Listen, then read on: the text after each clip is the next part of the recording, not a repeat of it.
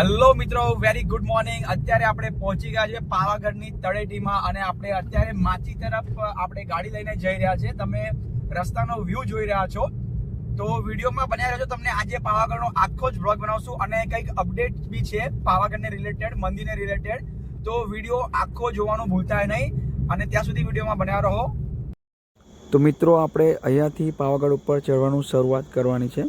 તમે જોઈ શકો છો, આ પાવાગઢના આપણા સ્ટાર્ટિંગના પગથિયા છે.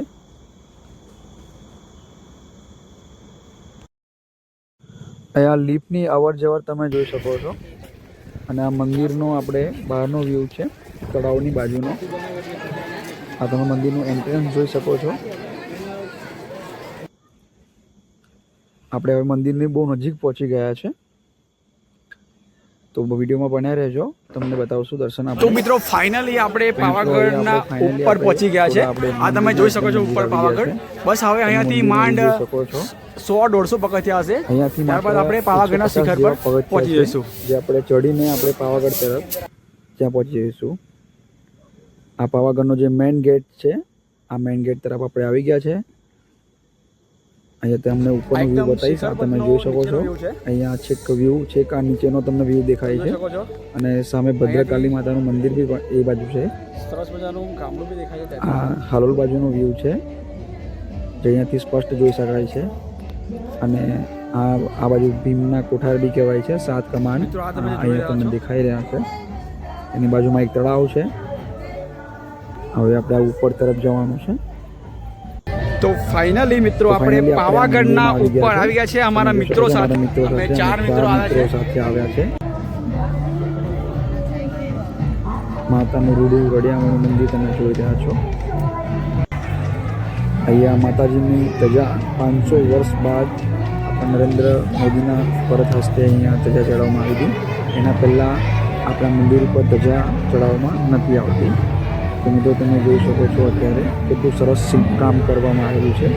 બહુ બારીકીથી કામકાજ કરવામાં આવ્યું છે અને 121 કરોડના ખર્ચે આ મંદિરનું બાંધકામ ફરીથી રીતે નવી રીતે કરવામાં આવ્યું છે. તમે જોઈ શકો છો અહીંયા ભક્તોની ભીડ. અહીંયા સરસ મજાના કેટલા મસ્ત શિલ્પકામ કરવામાં આવેલા છે. અમારા મિત્રો સાથે આપણે મહાકાળી માતાના દર્શન કરીશું, તો તમને ઝૂમ કરીને બતાવીશું. મહાકાળી માતાની અને બાજુમાં ભદ્રકાળી માતાની પ્રતિમા છે અને એની બાજુમાં શિવ પ્રભુની, શંકર ભોલેનાથની શિવલિંગ પણ જોવા મળે છે. મિત્રો, મંદિરમાં રવિવાર અથવા તો પૂનમના દિવસે ઘણી ભીડ જોવા મળતી હોય છે. તમે સોમવારથી શનિવાર સુધી આવો તો તમને થોડી ઓછી ભીડ જોવા મળતી હોય છે. આટલી તમને નોર્મલ ભીડ તો હોય છે. આપણે ધજાના દર્શન કરી લઈએ. મંદિરને બધી તરફથી બહુ સરસ રીતે કોતરણી કામ કરીને બનાવવામાં આવે છે. અહીંયા ભાવિ ભક્તો બેસી બી છે. અહીંયા પ્રસાદનું કાઉન્ટર બી છે. અહીંયા ધજા ચડાવે ત્યારે એક નાના એવા ગરબા પણ થતા હોય છે. અમે આ 4 મિત્રો સાથે આવ્યા છે. આ તમે પાછળનો વ્યૂ જોઈ શકો છો. આ બેકગ્રાઉન્ડમાં આપણું મંદિર છે મહાકાળી માનું.